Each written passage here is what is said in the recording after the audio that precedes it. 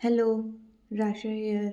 मैंने कल आपको वीडियो में क्या पढ़ाया था, लास्ट वीडियो में ट्रांसपोर्ट ऑफ कार्बन डाइऑक्साइड और उसके क्वेश्चन दिए थे। आज इसके आंसर डिस्कस कर लेते हैं। What percentage of CO2 is transported as bicarbonate in blood. तो इसका आंसर क्या है? 70%।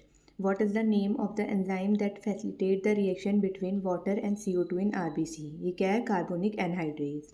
Where does CO2 get trapped as bicarbonate and then released as CO2।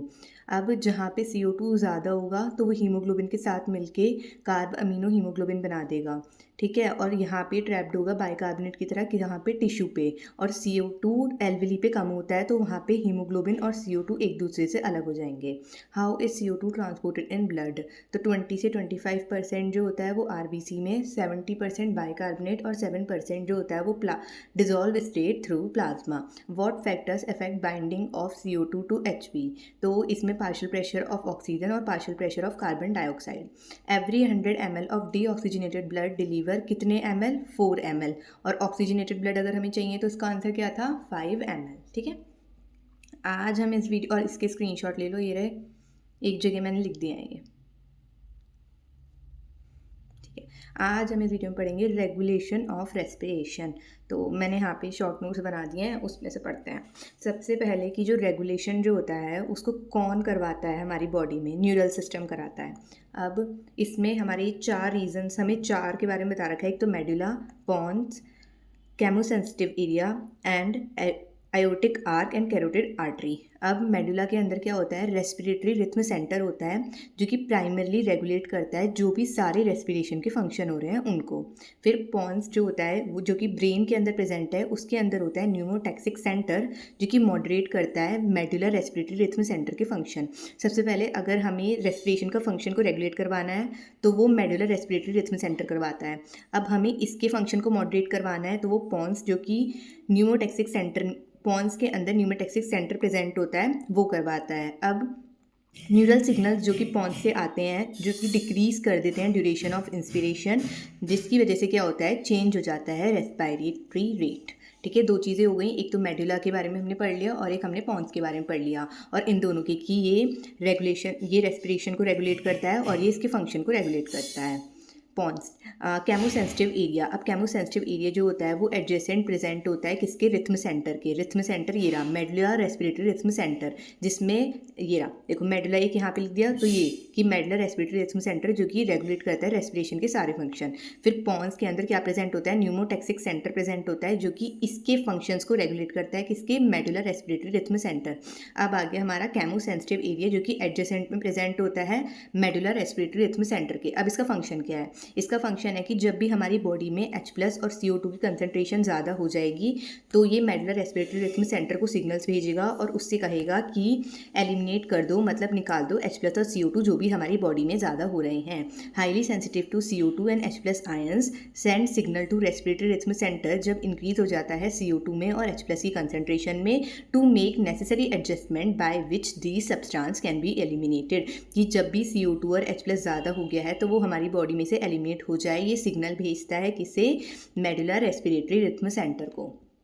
फिर अब रिसेप्टर जो कि प्रेजेंट होते हैं आयोटिक आर्क और कैरोटिड आर्टरी पे, वो भी रिकॉग्नाइज कर लेते हैं CO2 को और H+ को कि उनमें कंसनट्रेशन अगर उनकी चेंज हो रही है तो ये उसको सिग्नल भेज देंगे और CO2 और H+ को एलिमिनेट करवा देंगे। अब CO2 और H+ को एलिमिनेट कौन कौन करवाता है? एक तो केमोसेंसिटिव एरिया और दूसरा आयोटिक आर्क और कैरोटिड आर्टरी। और जो रोल जो होता है ऑक्सीजन का, उसका मतलब इतना ऐसा कोई खास रोल नहीं होता है। The role of oxygen is quite insignificant.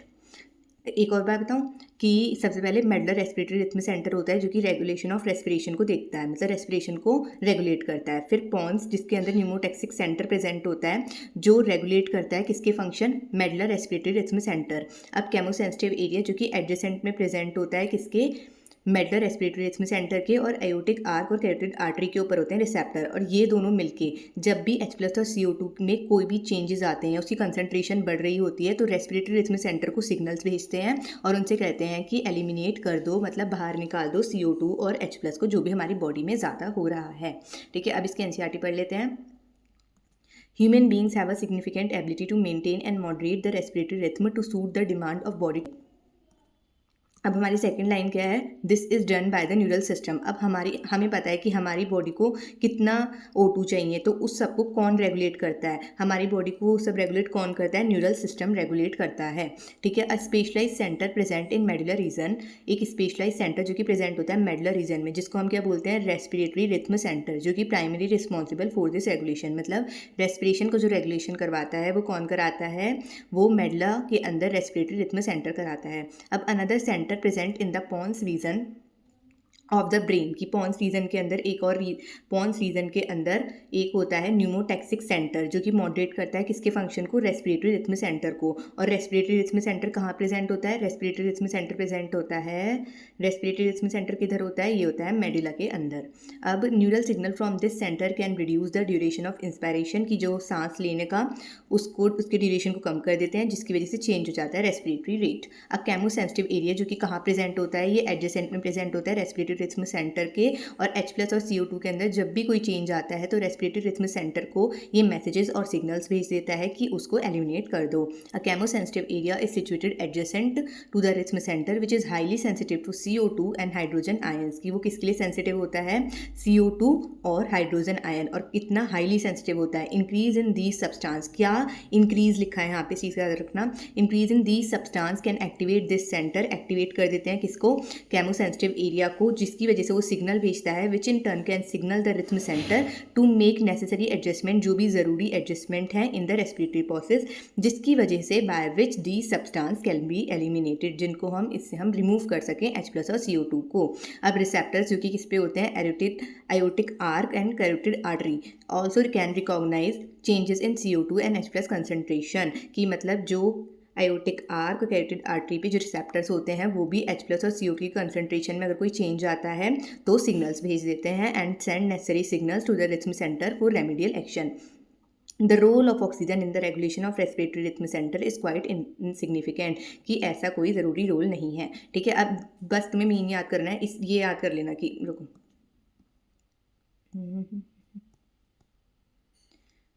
ये पूरा इससे याद हो जाएगा सारा, कि यहाँ पे मेडुलर रेस्पिरेटरी रिथम सेंटर बीच में बना हुआ है, जो कि रेगुलेशन ऑफ रेस्पिरेशन को रेगुलेट करता है। फिर पॉन्स न्यूमोटैक्सिक सेंटर जो कि इसके फंक्शन को रेगुलेट करता है, केमो सेंसिटिव एरिया और आयोटिक आर्क और कैरोटिड आर्टरी, H+ और CO2 के चेंजेस, अगर इसमें कोई भी चेंज हो जाते हैं, मतलब ये इंक्रीज हो जाते हैं, मेनली क्या हो जाते हैं, इंक्रीज, तो इसको सिग्नल भेजता है किसको, रेस्पिरेटरी रिथम सेंटर को, और एलिमिनेट करवा देता है। और ये इंस्पायरेशन के रेट को कम करता है पॉन्स, और जिसकी वजह से रेस्पिरेटरी रेट जो होता है वो चेंज हो जाता है। ठीक है, अब इसमें तो इतना ही। अब जो नेक्स्ट वीडियो आएगी उसमें डिसऑर्डर्स पढ़ लेंगे और फिर ये चैप्टर हो जाएगा कंप्लीट। इसके अब ये क्वेश्चंस हैं, इनके स्क्रीनशॉट लेके मुझे इनके आंसर इंस्टा पे सेंड कर देना, और कोई भी प्रॉब्लम हो तो भी मुझे बता देना, कमेंट्स में लिख देना कि मुझे इस लाइन में प्रॉब्लम है। मैं उसको शुरू से एक नई वीडियो बना लेंगे और जिसमें जिन जिन लाइन्स में तुम लोगों को प्रॉब्लम है वो लाइन शुरू से डिस्कस कर लेंगे। Okay, bye. See you in the next video.